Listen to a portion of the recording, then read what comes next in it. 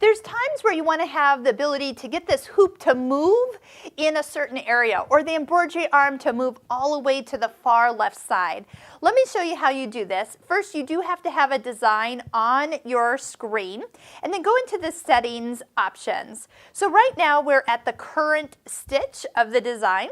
There is what's called a park position. I'm just going to do this in the order that it's coming up. So if I just take the hoop off and set it right here and then touch OK, the embroidery arm will move all the way over to the far side. So a lot of times people like to park that embroidery arm. That's how you get it back in the box. It's just a way to move it to that furthest position. If you want to, let's go ahead and take that park position off, and it brings us back to that finished design. All right, let's go back out here, and there is also an option called cut position.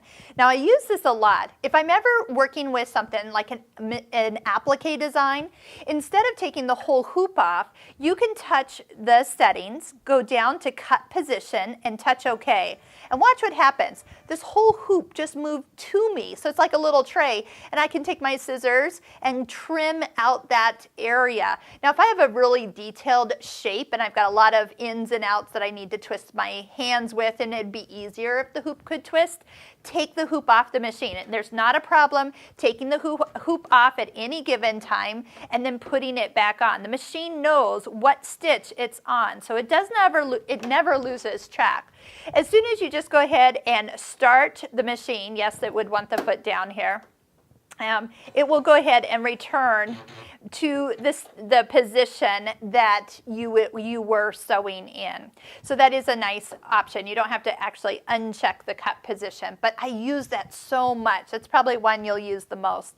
Center position would just move the hoop to the center, or the needle to the center of the hoop. You notice those are where those little marks are, right here and here, and then also centered from top to bottom. All right, was there one more? Nope, then we get down to actual thread tension. So that's where that hangs out if you couldn't find your thread tension. It's down past the hoop settings in the settings menu.